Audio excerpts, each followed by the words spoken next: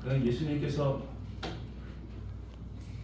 승천하시면서 다 이뤘다고 하시고 가시면서 맡기신 자들이 제자들, 그 제자한테 위탁하고 가신 거 아니에요? 다 맡겼잖아. 맡겼는데 그 뚜껑 열어보니까 참 찌질했잖아. 다 어부들이고 참 못 사는 사람들이고 다 도망가고 지네끼리 싸워서 누가 그러냐 싸우고 막 이런 사람들을 다 맡겨놓고 예수님을 승천하셔야 되니 얼마나 답답하셨겠어. 그래도 그 믿음이라는 게 이제 말하는 것처럼 우리 고백하는 것처럼 믿음이라는 것은 하나님께 위탁하는 것 같아요.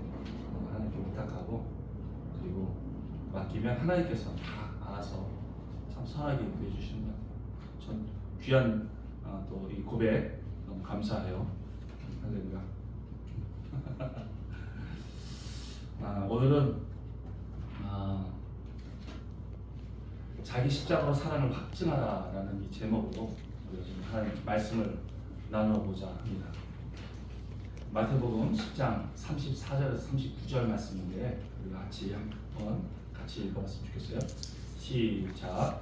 내가 세상에 화평을 주러 온 줄로 생각하지 말라. 화평이 아니요 검을 주러 왔노라. 내가 온 것은 사람이 그 아버지와 딸이 어머니와 며느리가 시어머니와 불화하게 하려 함이니 사람의 원수가 자기 집안 식구이라. 아버지나 어머니를 나보다 더 사랑하는 자는 내게 합당하지 아니하고 아들이나 딸을 나보다 더 사랑하는 자도 내게 합당하지 아니하며 또 자기 십자가를 지고 나를 따르지 않는 자도 내게 합당하지 아니하니라. 자기 목숨을 얻는 자는 잃을 것이요 나를 위하여 자기 목숨을 잃는 자는 얻으리라. 아멘.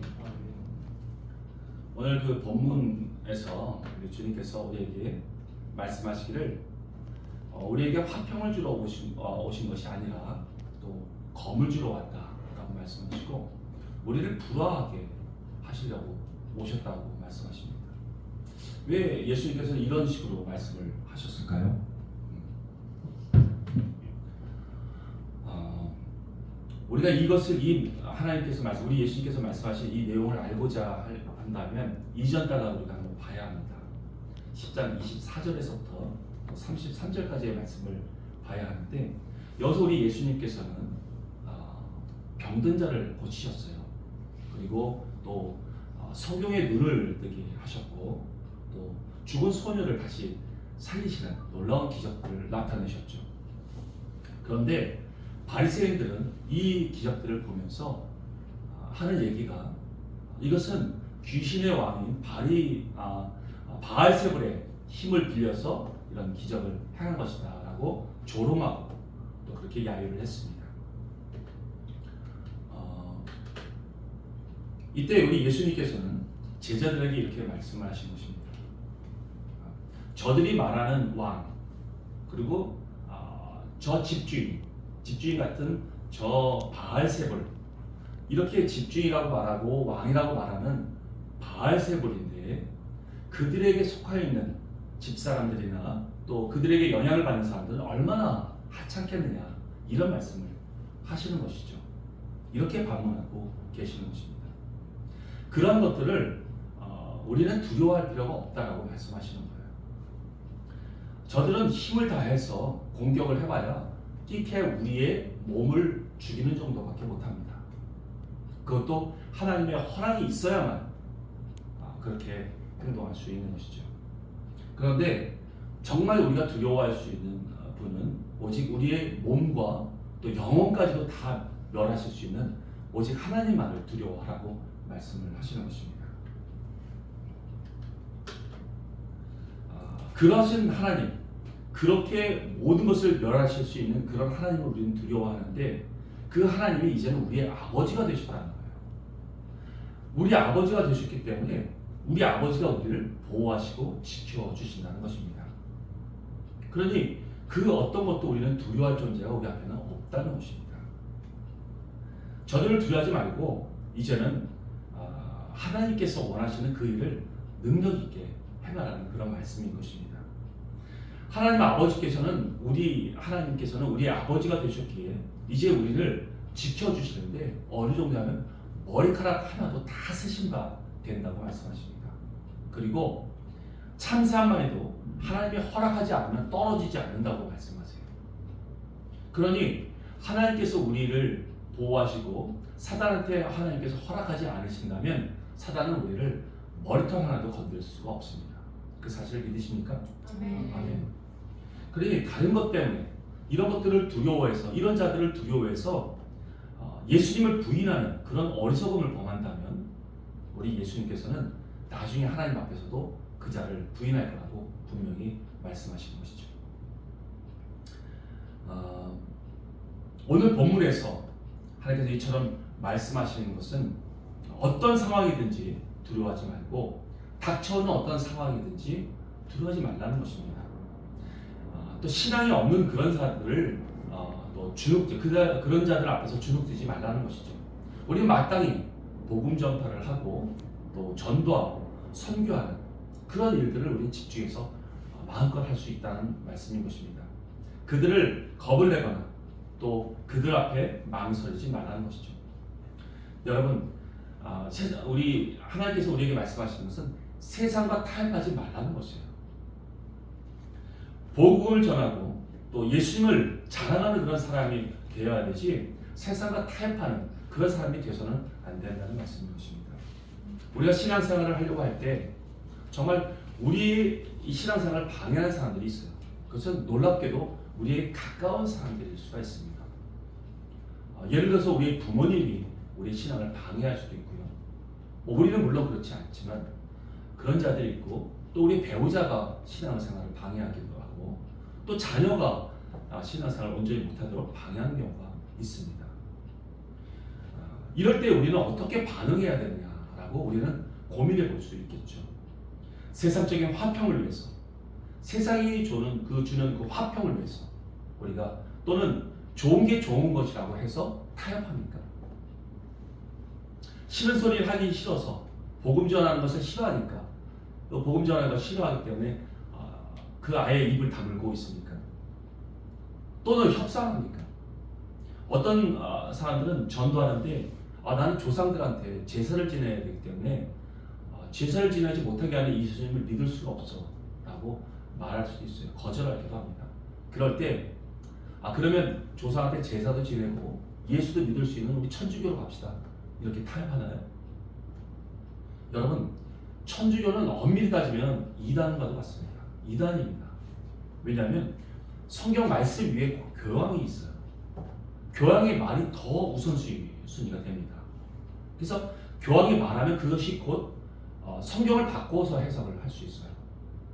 그래서 1950년에 교황청에서는 마리아가 무흠에서 승천했다라고 발표했습니다. 그때부터 마리아는 무흠에서 승천한 자로 믿고 있어요. 그래서 마리아에게 기도를 합니다. 중보자는 예수님 한 분으로 충분한데 마리아에게 중보를 맡기고 기도하는 것이죠. 이렇게 정말 이런 천주교와 타협해서 이 세상과 타협해서 믿으려고 하는 자들도 있습니다. 여러분, 그러나 우리 예수님께서 이렇게 타협하라고 이 땅에 오신 것이 아닙니다. 당당하게 복음을 전하고 또 진리를 선포하라고 이 땅에 오신 것이죠. 우리는 전도하다가 보면 어떤 사람들과 사이가 나빠질 수도 있습니다. 또 감정이 상할 수도 있고요. 때로는 다툴 수도 있습니다. 그래서 이런 것을 두려워하지 말라는 것이죠. 내가 사랑하는 어머니가 너무나도 어머니를 사랑해요. 그래서 억지로 교회에 끌고 가는 게 너무 싫은 거야. 엄마가 너무 싫어해, 교회 가는 걸. 그렇다고 해서 억지로 막 끌고 가려고 하니까 이렇게는 못하겠어. 난 어머니를 너무 사랑하기 때문에 이렇게 엄마가 싫어하는 것을 내가 할 수가 없어 라고 말을 합니까? 어떤 자기 딸에게 전도하려고 하는데 전도받는 그 딸이 너무 싫어하니까 더 이상은 우리 딸에게 이런 복음을 전할 수가 없어. 우리 애가 너무 싫어하는 것 같아. 그래서 우리 애는 정말 행복하길 바라는데 나가 이렇게 부러워하는 거 싫어. 그래서 복음의 말씀을 멈춰버리나요? 여러분, 이런 것을 우리 예수님은 뭐라고 말씀하시냐면 예수님보다 부모를 더 사랑한 자라고 말씀하신 것입니다. 예수님보다 자식을 더 사랑한 자라고 말씀하시는 것이죠. 우리는 이런 사람이 돼서는 안 됩니다. 복음은 생명입니다. 그렇지만 사단은 그 복음이 참혹한 심판인 것입니다. 그래서 사단은 철저하게 이 복음을 전하는 것을 방해합니다. 이 세상이 시이다 보니까 국가적으로 방해해요. 그리고 제도적으로 방해를 할 수 있고요. 사회 시스템적으로도 방해할 수 있습니다. 심지어 우리의 삶의 문화를 통해서 방해할 수 있어요. 그리고 가장 가까운 사람을 통해서 방해할 수 있고요. 또 심지어는 우리 가족들을 통해서 반대할 수도 있습니다. 그러나 우리 예수님께서 실제로 우리에게 원하시는 것은 그러한 것에 주눅되지 말라는 것입니다. 그들을 주장하는 것은 그들이 아니면 그들이 스스로 판단하는 것이 아니에요. 그들을 주장하는 것은 사단의 세력들입니다. 어둠의 세력들이에요. 그래서 우리가 싸우는 이 싸움은 어둠의 세력과 싸우는 것이죠. 우리 가족과 싸우는 게 아니에요. 우리 사랑하는 그 이웃들과 싸우는 것이 아닌 것입니다. 그들은 그 어둠의 세력에 묶여 있을 뿐입니다. 정말 불쌍한 자들인 것이죠. 그들을 묶고 있는 그들의 그 세력들, 그 어둠의 세력들, 그 권세들은 굉장히 하나님에 비하면 미약한 존재들입니다. 아까도 말씀드렸지만 우리의 몸만 겨우 죽을 수 있고 그 몸도 하나님의 허락이 있어야만 죽일 수 있는 그런 존재들입니다. 하나님 이것을 미리 아시고 우리에게 당부하시는 것이죠. 그렇다면 사단에 대한 심판을 하지 않으실까요? 그런 사단을 빨리 없애버리셔도 되는데 그렇게 하지 않는 이유가 무엇일까요? 그것은 우리의 신앙의 성장 때문에 그렇습니다. 오직 우리의 신앙의 성장을 위해서 그냥 내버려 두시는 거예요. 그들을 사용하는 것이죠.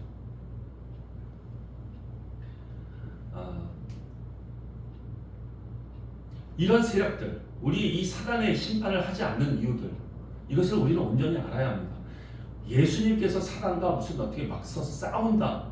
여러분 이런 생각도 하지 마십시오. 그냥 있기만 물어도 사단은 소멸될 수 있는 그런 존재입니다. 그것을 우리는 마치 싸우는 것처럼 이렇게 생각할 때가 많아요. 여러분 어떤 날파리하고 저하고 맞짱 뜬다고 이렇게 표현할 수 있습니까? 지렁이하고 오늘 큰 사토하면 싸웠어. 이렇게 얘기하면 밟으면 그냥 죽는 거예요. 그냥 진 눌러버리면 죽어버리는 그런 존재죠. 그런 사단의 존재를 우리의 신앙의 성장 때문에 하나님께서는 그냥 내버려 두시고 이용하시는 것 뿐이죠.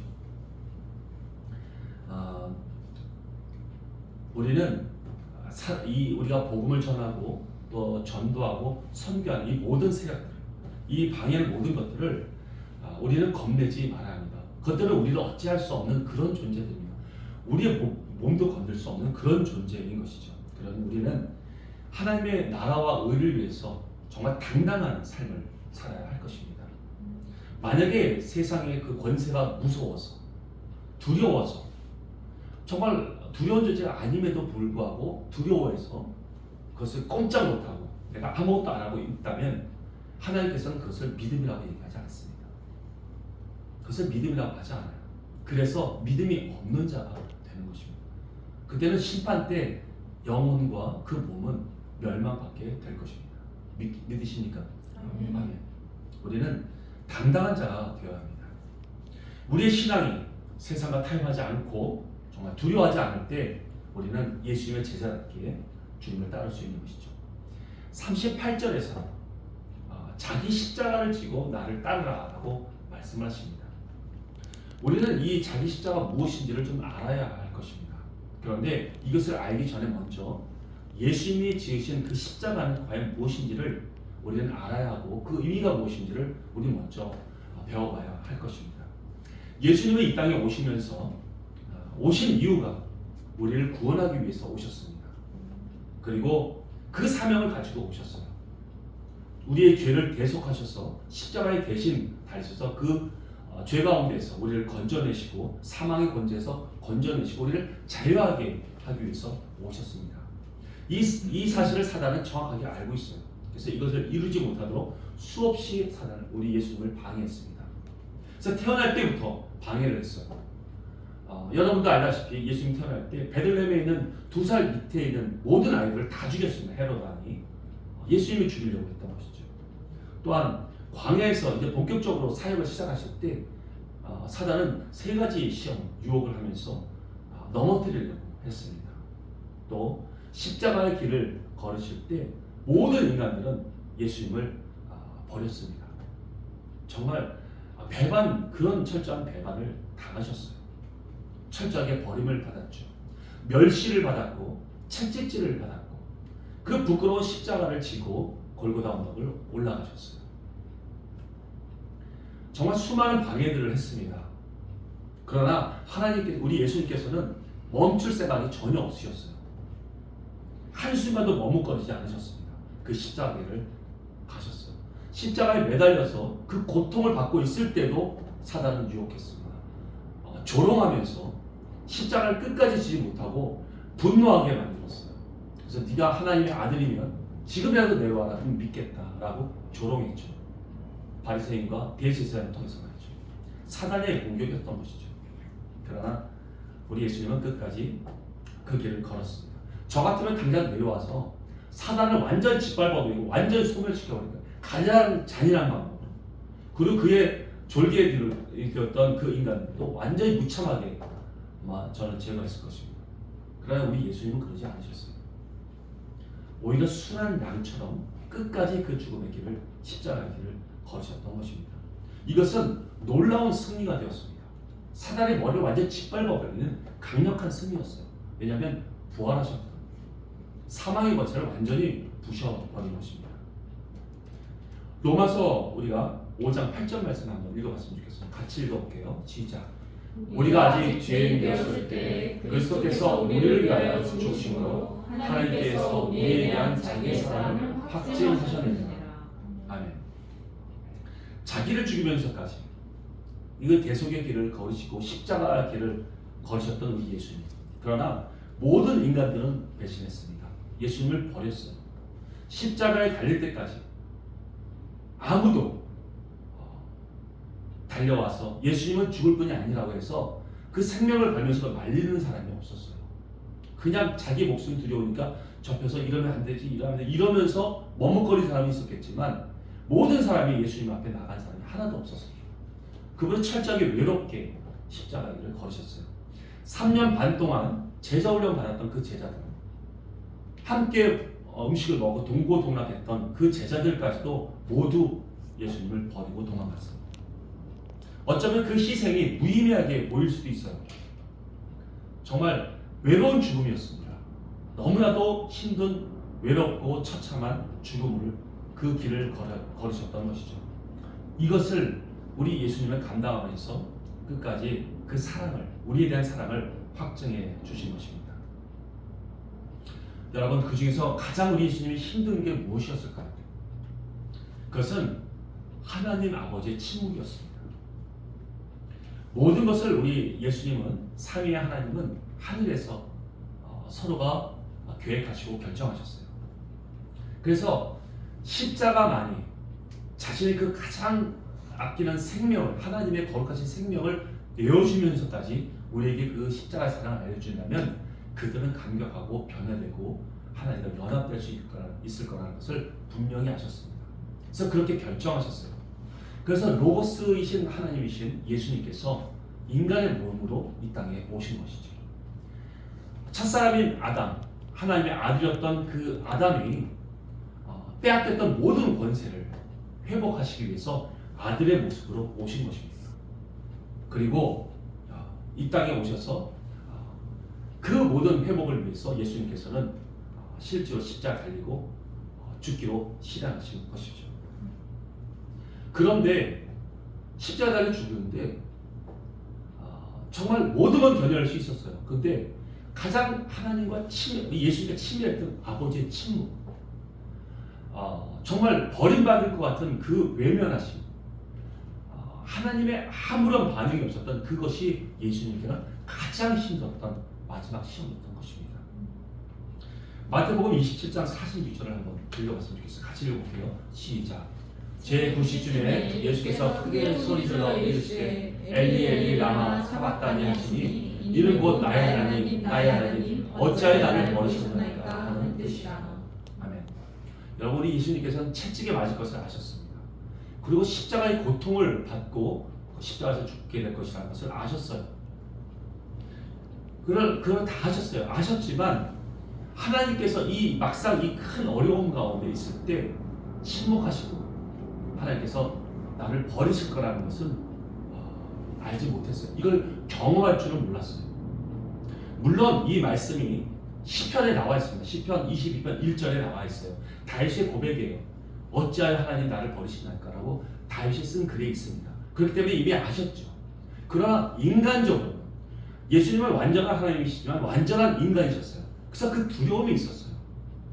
그래서 기도하실 때 이 잔이 내게서 지나갈 수만 있다면 지나가게 해달라고 말씀하셨어요. 왜 십자가로 죽어야 된다는 걸 아셨지만 지나가게 해달라고 또 간구했던 거예요. 그러나 하나님의 뜻대로 해달라고 말씀하셨죠. 이처럼 예수님께서 감당하기 어렵던, 인간적으로 감당하기 가장 어려웠던 것은 우리 하나님, 사랑하는 하나님 아버지께서 자기를 버린 것 같은 느낌, 외면하고 침묵하고 그렇게 외로운 가운데 우리 예수님을 두셨던 것, 이것은 가장 참기 힘든 고통이었던 것이죠.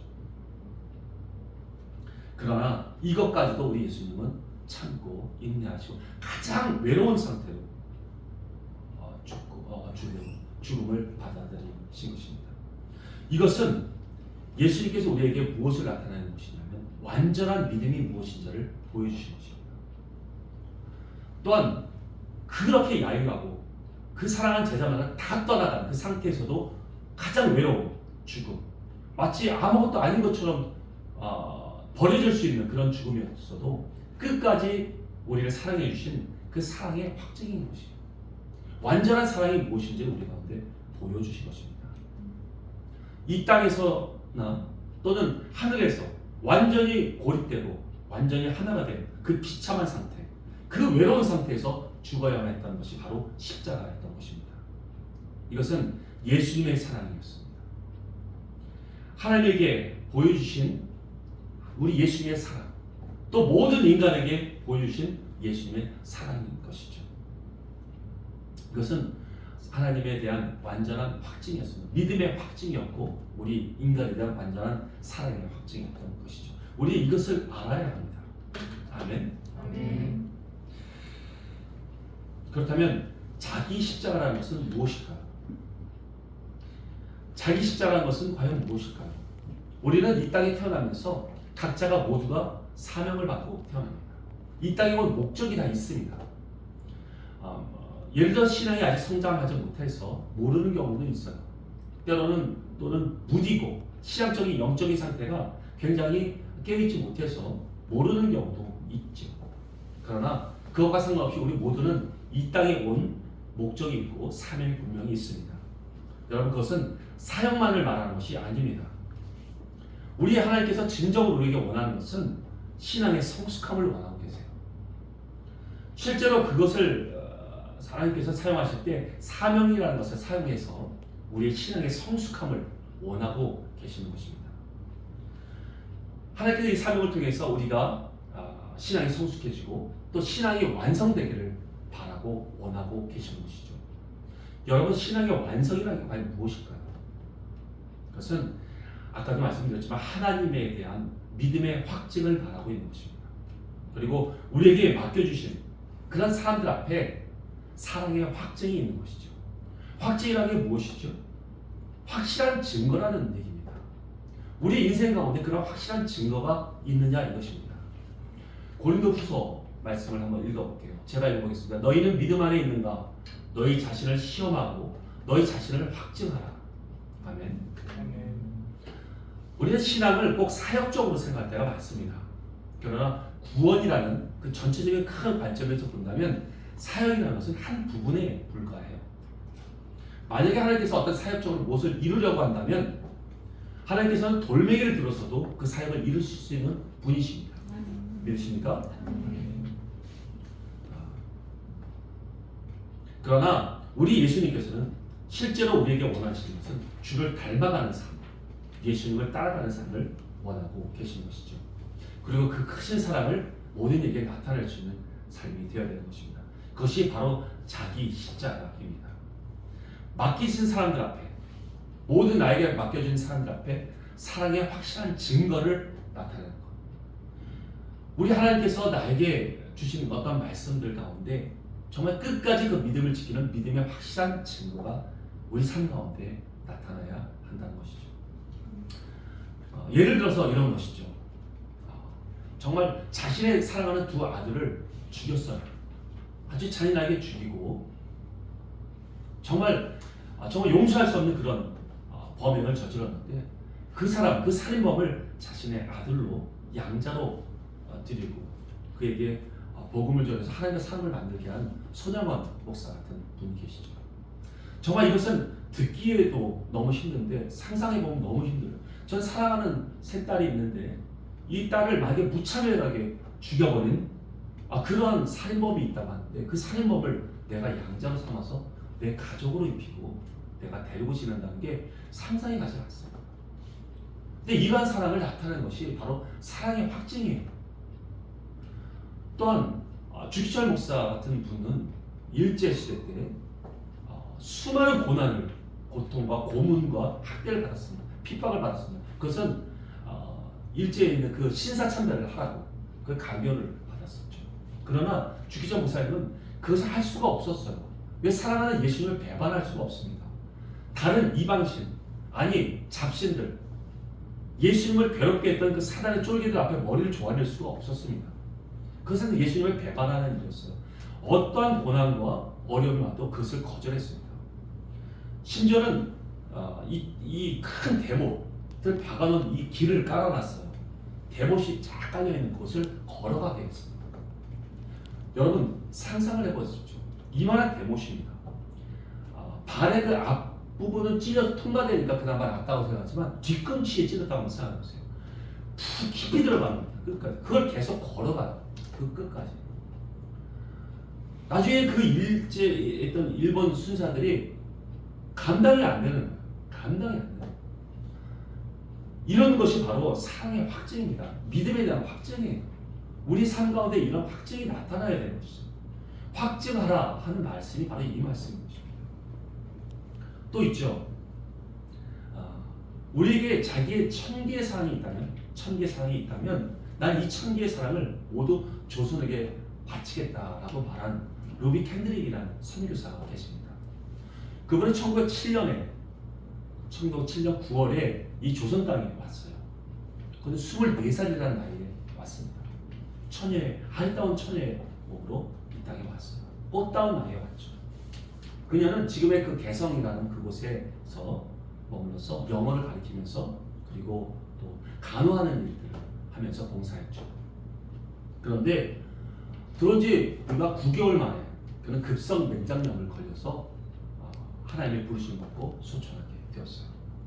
정말 꽃다운 나이였고 정말 이 땅을 사랑해서 하나님 앞에 헌신한다고 해서 저 먼 태평양을 건너서 미국에서 이 땅에 온 것입니다. 그는 사역도 하나 제대로 못 해봤어요. 그러나 그녀가 그 사역도 하나 못하고 세상을 떠난 그녀가 그들 부모에게 전한 편지가 있습니다. 그 편지는 굉장히 우리에게 많이 알려져 있어요. 그러나 너무나도 감동스러운 편지입니다. 이 편지를 좀 왕독했으면 좋겠는데 제가 읽으면 저는 중간에 멈출 수밖에 없어요. 눈물이 나서 못 읽어. 그래서 제가 노현주 우리 자매에게 부탁을 했습니다. 한번 읽어보도록 하겠습니다. 우리나라에 선교사로 와 24살 꽃다운 나이에 순교한 루비 캔드릭 선교사가 마지막으로 그의 부모에게 보낸 편지입니다. 사랑하는 아버지, 어머니, 이곳 조선 땅에 오기 전 집들에 심었던 꽃들이 활짝 피어났다는 소식을 들었을 때 하루 종일 집 생각만 했습니다. 욕심쟁이 수지가 그 씨앗을 받아 동네 사람들에게 나누어 주었다니 너무나 대견스럽군요. 아마 내년 봄이 되면 온통 우리 동네는 내가 심은 노란 꽃으로 덮여 있겠군요. 아버지, 어머니, 이곳 조선 땅은 참으로 아름다운 곳입니다. 모두들 하나님을 닮은 사람들 같습니다. 선한 마음과 복음에 대한 열정으로 보아 아마 몇십 년이 지나면 이곳은 예수님의 사랑이 넘치는 곳이 될 것 같습니다. 저는 복음을 듣기 위해 20km를 맨발로 걸어오는 어린 아이들을 보았을 때 그들 안에 있는 하나님의 사랑 때문에 오히려 위로를 받았습니다. 그러나 한편에서는 탄압이 점점 심해지고 있습니다. 그저께는 예수님을 영접한 지 일주일도 안 되는 서너 명이 끌려가 순교했고 토마스 선교사와 제임스 선교사도 순교했습니다. 선교 본부에서도 철수하라는 지시가 있었지만 대부분의 선교사들은 그들이 전도한 조선인들과 아직도 숨어서 예배를 드리고 있습니다. 그들은 모두 순교를 할 작정인가 봅니다. 오늘 밤은 유난히도 고향으로 돌아가고 싶습니다. 외국인을 죽이고 기독교를 증오한다는 소문 때문에 부두에서 저를 끝까지 말리셨던 어머니의 얼굴이 자꾸 제 눈앞에 어립니다.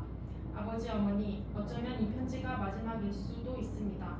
제가 이곳에 오기 전 뒷뜰에 심었던 한 알의 씨앗으로 이제 내년이면 온 동네가 꽃으로 가득하겠지요. 그리고 또 다른 씨앗을 만들어 내겠지요. 저는 이곳에서 작은 씨앗이 되기로 결심했습니다. 제가 씨앗이 되어 이 땅에 묻히게 되었을 때 아마 하나님의 시간이 되면 조선 땅에는 많은 꽃들이 피고 그들도 여러 나라에서 씨앗이 될 것입니다. 저는 이 땅에 저의 심장을 묻겠습니다. 바로 이것은 조선을 향하는 저의 열정이 아니라 조선을 향한 하나님의 사랑이라는 것을 알게 되었습니다. 어머니, 아버지 사랑합니다. 참 그 양화진 지금 양화진 그 캔드릭 선교사의 묘비가 있습니다. 거기에 묻혔죠. 그 묘비에는 이렇게 써 있어요. 아까도 말씀드렸지만 만일 자신에게 1000개의 생명이 있다면 그것을 모두 조선에게 바치리라라는 묘비를 썼어요. 여러분, 그녀는 과연 이 나라와 무슨 관계가 있을까요? 왜 이 나라의 목숨을 생명을 바치면서까지 이 나라를 사랑하려고 했을까요? 그녀는 대단한 사역을 하진 않았습니다. 그 대단한 사역을 남기진 않았어요. 그럼에도 그녀가 보여준 사랑은 정말 놀라운 사랑이었습니다. 바로 예수님의 사랑이었고 십자가의 사랑일 것입니다. 어떤 사역이 중요한 것이 아니라 하나님은 그의 마음을 원하시는 거예요. 내가 이해하지 못하는 그런 어떤 상황이 올지라도, 어떤 어려움이 올지라도, 그리고 어떤 그 사랑을 행하고 있는 그 사랑에 멸시를 하고 또 조롱하고 미워할지라도 끝까지 사랑으로 그를 품어줄 수 있는 그런 사랑, 이것이 확실한 증거인 것이죠. 이런 증거가 우리 삶 가운데 있어야 하는 것입니다. 하나님께서도 처음에 우리에게 주신 사명의 말씀들 또는 중간중간 우리에게 주시는 많은 말씀들을 끝까지 신뢰하고 죽기까지 붙잡을 수 있는 이러한 신앙이 바로 이러한 믿음이 바로 주를 향한 믿음의 확증인 것입니다. 이런 십자가를 지고 자기 십자가를 지고 우리 예수님은 자기를 따르라고 말씀하십니다. 이것은 현재 완성형이 아니에요. 신앙의 삶 가운데서 계속해서 이 십자가를 메고 걸어가야 하는 우리의 신앙의 삶이 되어야 하는 것입니다. 그래서 바울도 빌립보 3장 12절에서 이런 말씀을 했습니다. 함께 읽어볼게요. 시작. 내가 이미 얻었다 함도 아니요 온전히 이루었다 함도 아니라 오직 내가 그리스도 예수의 잡힌 바된 그것을 잡으려고 달려간다. 아멘. 여러분, 끝으로 39절에서는 우리 예수님께 이런 말씀하십니다. 자신의 생명을 바치면서까지 십자가를 지고 예수님을 따르는 그런 자들은 오히려 생명을 얻게 될 것이라고 말씀하십니다. 예수님의 말씀은 어떨 때 너무 강하게 말씀하세요. 정말 우리가 감당하기 어려울 정도로 큰 아주 굉장히 강한 말씀을 주시죠. 이 본문 말씀이 그렇습니다. 십자가를 지고 가라. 또 자기 생명을 바치면서 나를 따르라. 이런 말씀을 하세요. 우리에게는 굉장히 부담이 됩니다. 지금 현재로서 굉장히 부담이 되지만 결국은 우리가 성장하게 되어서 이러한 삶을 살게 될 것입니다. 아멘. 아멘. 아멘. 말씀을 정리해 보겠습니다. 예수님께서는 권세 없는 자들을 두려워하지 말라고 분명히 말씀하십니다. 그리고 만물의 주권자 되신 오직 하나님만을 두려워하고 또 그분을 경외하라고 말씀하시죠. 그런 하나님께서 우리의 이제 아버지가 되셨기 때문에 그 사랑 안에서 우리는 복음을 전하고 전도하고 선교할 수 있는 그런 자들이 되어야 한다는 것이죠. 관계가 깨어질까 봐 두려워하지 마십시오. 그들을 주장하고 있는 이 세상 신은 우리 하나님과 비교했을 때 엄청나게 약합니다. 비교가 되지 않을 정도로 약한 존재들입니다. 그러니 우리에게 맡겨주신 그런 자들에게 복음의 말씀으로 그들을 해방시키고 예수님의 말씀으로 하나님의 자녀가 되게 해야 합니다. 그러면 오히려 그들과 더 화목한 관계가 될 것입니다. 오늘 말씀 가운데 한 가지만 해도 기억했으면 좋겠습니다. 그것은 자기 십자가의 의미를 정확하게 이해해야 한다는 것입니다. 그것은 하나님께 대한 확실한 증거를 가지라는 것이죠. 내 믿음이 하나님 앞에 어떠한 믿음인지를 정확하게 여러분 확실한 증거를 인생 가운데 가지라는 얘기입니다. 아무리 힘들고 어렵고 이해하기 힘든 말씀일지라도 나에게 힘든 상황을 줄지라도 끝까지 우리 주님을 의지하고 따라가고 내가 손해를 볼지라도 내게 아픔이 올지라도 주님을 배반하지 않고 주님만을 붙잡는 그런 삶, 그것이 바로 십자가인 것입니다. 그리고 내게 맡기시고 내게 부탁한 사람들에게 사랑의 증거를 나타내는 것. 나를 힘들게 하고 나를 미워하고 나를 멸시하고 나를 아프게 할지라도 그를 끝까지 사랑해 줄 수 있는 것. 이것이 자기 십자가를 지고 주님을 따르는 사랑의 확증을 가진 그런 주님의 제자가 되는 것입니다. 이처럼 저와 여러분이 제자답게 당당하게 이 세상 이기고 그리고 자기 십자가로서 하나님에 대한 믿음의 확증, 우리 사람들에게 사랑의 확증을 나타내 줄 수 있는 저와 여러분이 다 되시기를 예수님의 이름으로 축원드립니다. 아멘. 함께 기도하겠습니다. 우리가 기도할 때 정말 하나님의 십자가가 과연 무엇인지를 우리 이제 좀 알게 되었습니다. 정말 너무나도 힘들고 외롭고 정말 버림받은 것 같은 그런 순간 가운데서도 끝까지 하나님을 믿고 나갈 수 있는 그 믿음, 그 믿음의 확증이 우리 가운데 있기를 원하고, 어떤 사람들이 나에게 멸시를 주고 내가 사랑으로 베푼다고 하는데도 불구하고 나를 조롱하고 멸시한다 할지라도 끝까지 그를 위해서 사랑해 줄 수 있는 그 사랑의 확증이 우리의 인생 가운데, 우리의 일생 가운데 나타나게 해달라고 이 앞에 좀 간절히 기도했으면 좋겠습니다. 기도하겠습니다. 아버지 하나님 감사합니다. 저희들 하나님 주님의 그 십자가의 사랑이 얼마나 위대하시고 그리고 강력하신지를 우리가 조금 나눠봤습니다. 그것을 다 할 수는 없겠지만 하나님 정말 그러한 우리 예수님의 그 십자가의 사랑을 통해서 하나님을 향한 완전한 믿음이 무엇인지를 보여주셨고 우리를 향한 완전한 사랑이 무엇인지를 나타내 주셨습니다. 하나님 우리가 그러한 사랑을 할 때 그런 자기 십자가를 지고 나를 따르라고 말씀하시는 우리 예수님의 그 마음을 우리가 볼 수 있겠습니다. 주님 지금은 미약하지만 하나님 우리는 반드시 성장될 것입니다. 그래서 내 일상 가운데 그 순간순간마다 그러한 증거들을 나타내는 복된 인생이 되어서 우리 하나님 앞에 인칭받고 우리 하나님 앞에 우리의 믿음을 인칭받는 아버지 그리고 우리 모두가 되게 하여 주옵소서. 아버지 하나님 감사합니다. 저희를 사랑하여 주셔서 오늘도 이 십자가에 대한 귀한 말씀을 나눠주심을 감사합니다. 하나님의 그 크신 사랑을 다 할 수는 없지만 우리가 이 말씀을 통해서 조금이라도 우리 하나님과 가까이 나가고 또 하나님의 그 사랑을 배워서 조금이라도 더 성숙해지는 그런 우리가 되기를 원합니다. 우리 삶 가운데서 하나님을 향한 믿음의 확증 또 우리 사람들에 대한 사랑의 확증을 우리 인생 가운데 드러낼 수 있는 저희들 모두가 되게 하여 주옵소서. 하나님 주신 이 말씀에 감사하고 예수님의 이름으로 기도 올려옵나이다. 아멘. 헌금을 하나님께